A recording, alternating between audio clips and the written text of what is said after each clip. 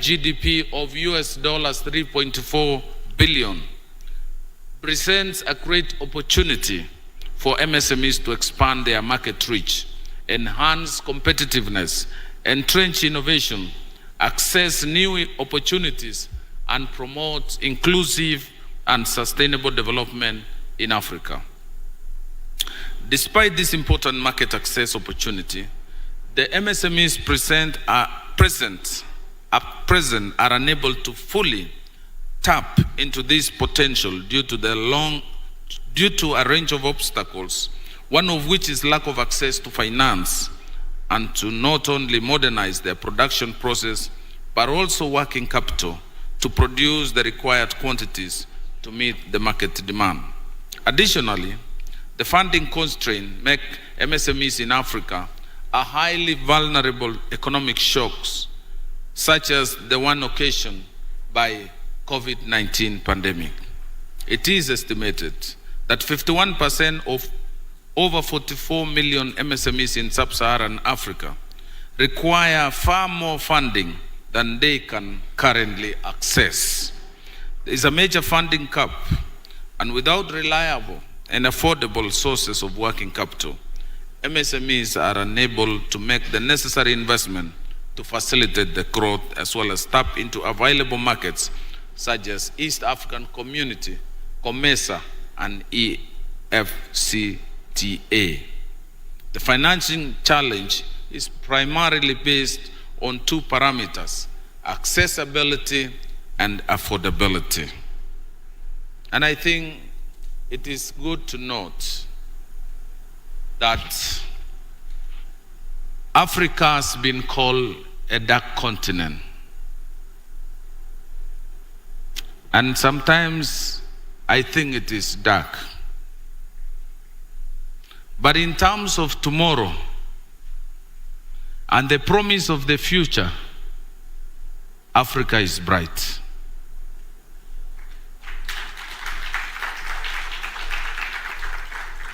We're beginning a new scramble of the world. We have a young, vibrant, energetic population across Africa. Population that is lacking in the rest of the world.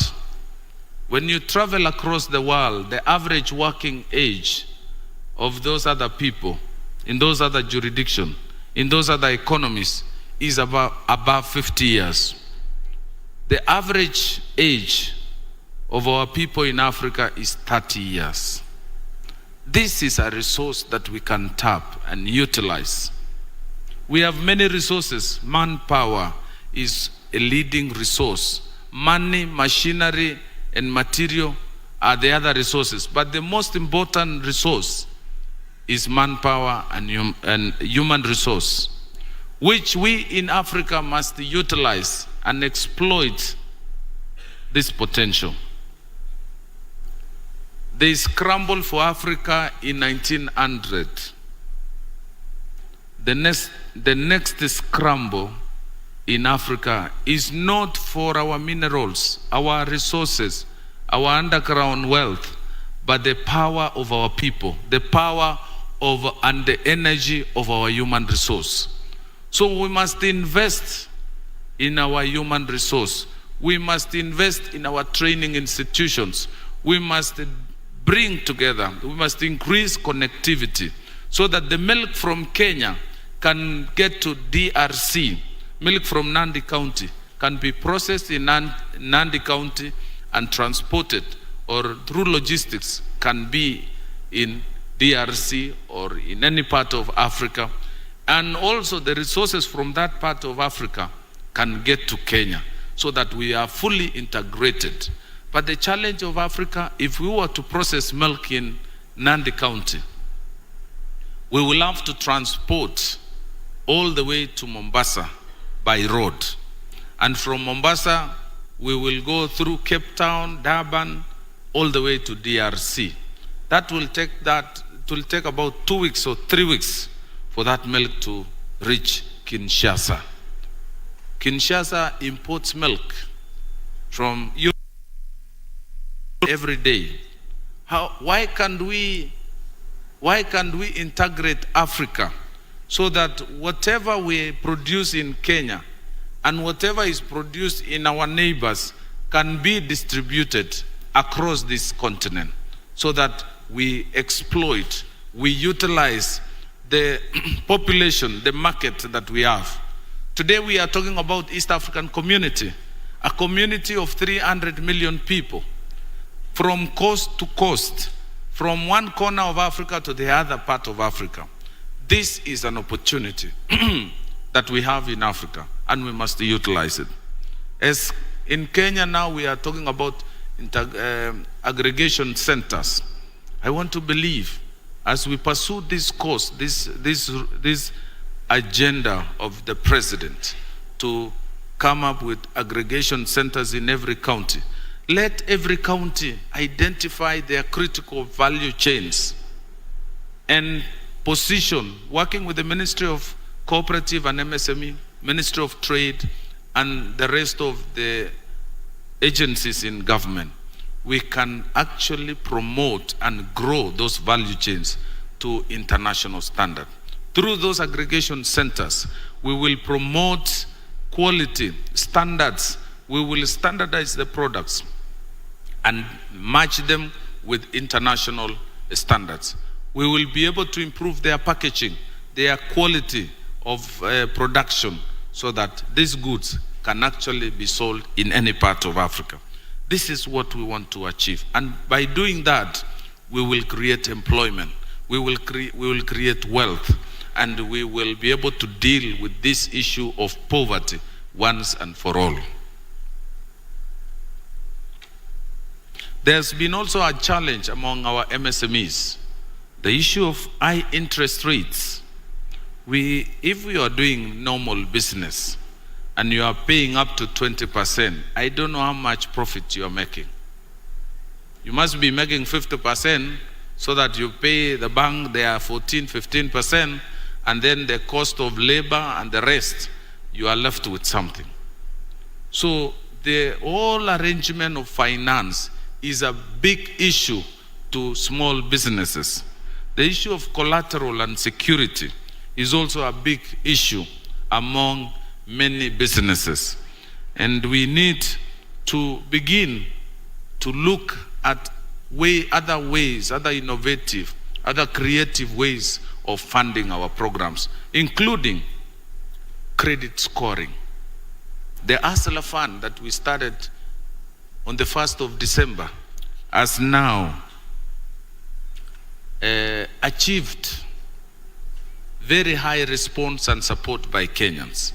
As we speak today, we have issued or disbursed 28 billion shillings to 22 million Kenyans, which with tickets of 500 shillings, equivalent to $5, and to date, the highest beneficiary of this program is getting 12,000. We will be reviewing the next limit, and that person will go to 24,000, eventually 50,000. Tomorrow, on the 1st of June, 2023, His Excellency the President will be launching the second product, which is targeting groups and cooperatives and chamas.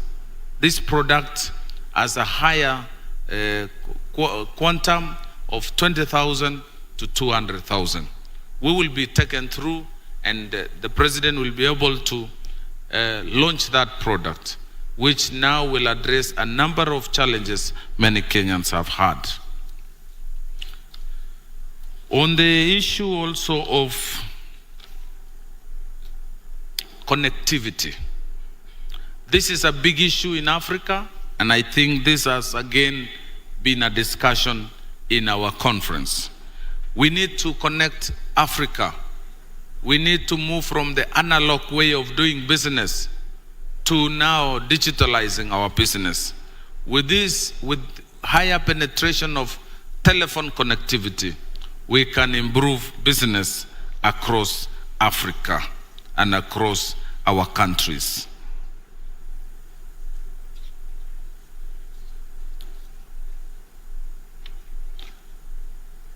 I think to now address the issues that came up as a way forward, There are a number of issues and observations that have been made on this floor. Beginning with the first day when His Excellency the President was here, he spoke and emphasized on the need for one African Union to adopt a unified payment system. This is good and this is great. If today we had one currency in Africa, assume Kenya shillings, assume Africa dollar, we would not have a problem in selling our milk and coffee and tea across in any currency. We will not have exchange challenges, foreign exchange challenges. If we today had a dollar, we had our own African dollar, we would be able to pay for our goods. Why would you pay for a hotel room in Nairobi in dollars? Why would we pay why would you pay for milk from Uganda in dollars? Why can't we pay in Uganda shillings and they pay us in Kenya shillings and they have them? Why do we pay maize from Tanzania in dollars? Or when I get to South Africa, I pay my room in dollars, as opposed I could even be asked to pay in South African rand. But because we have cornered ourselves with this currency, Africa is challenged. We can free ourselves by strengthening a common payment system. We need to emphasize on the need for Africa through African Free Trade Area to pursue dialogue on investment and trade arena to ensure strong private sector. We need to enhance intra-Africa trade and investment flows. Among ourselves, there is so much we can trade.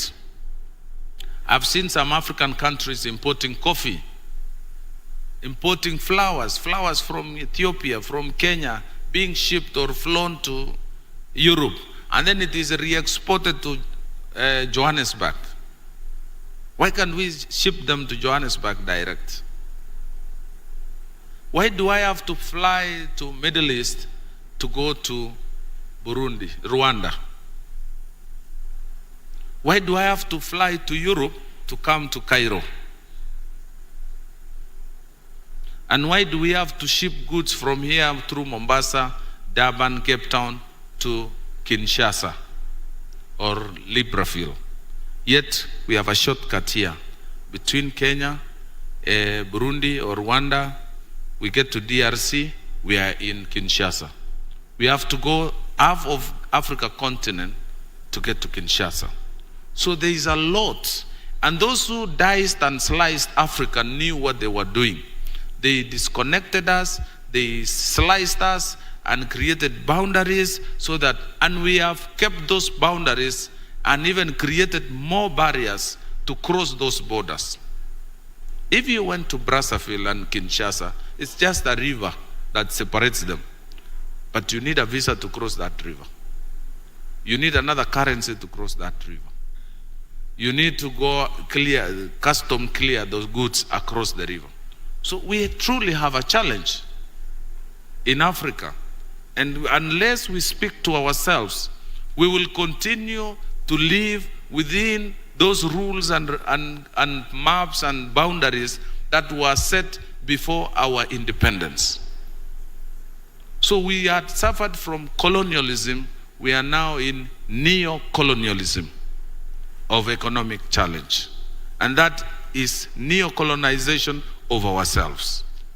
So it is important for us as Africans to speak to ourselves and address some of these issues so that Africa can free itself. Not now political freedom, but economic freedom. That is what we need to pursue.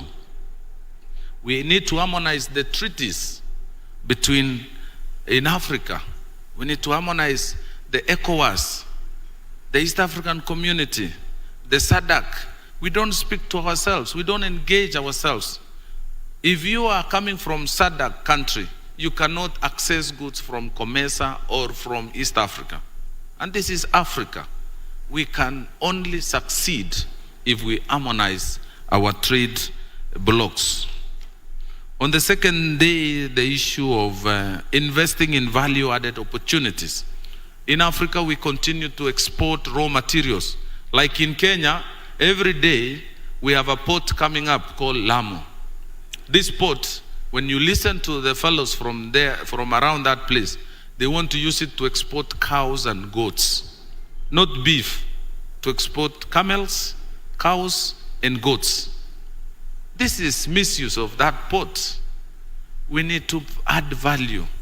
When I listen to the governor speak here, talk about economic blocks, the NOREP, the MA, we need to come up with feedlots to fatten our animals, slaughter them, and export them in form of beef and value added like leather. When we talk of leather and we're exporting animals, how will we succeed in leather value chain if we are exporting animals? Unless we export the animal and we bring back the skin. Unless somebody is talking like that.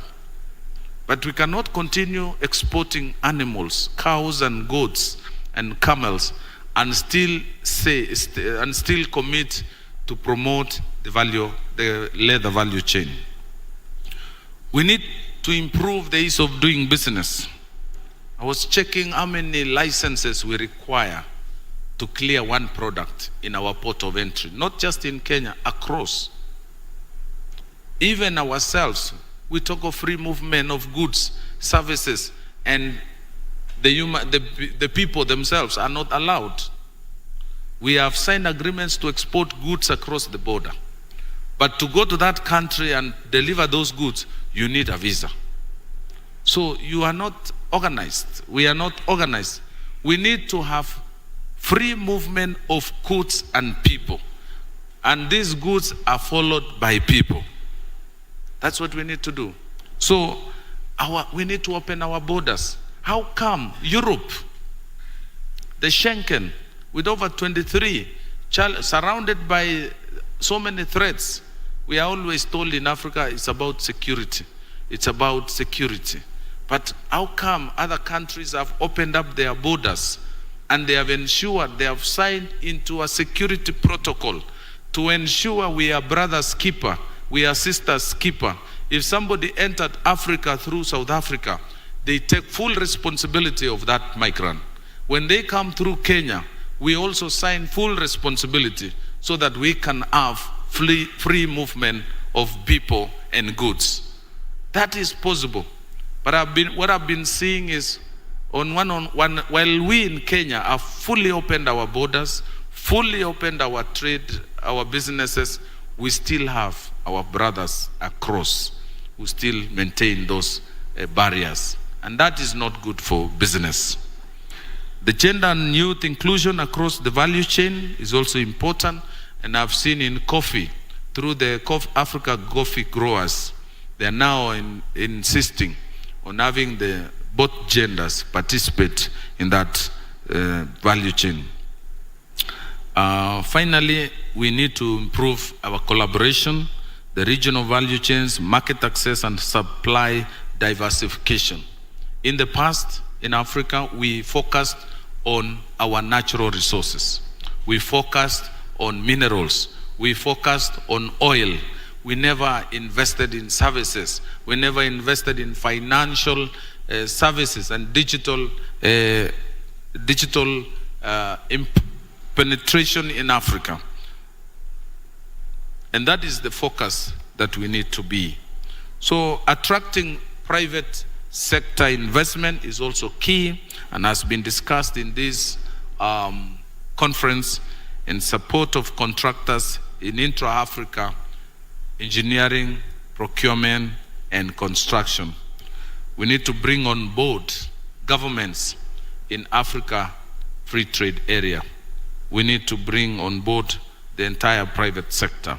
So with those, having said that, I think this is the moment.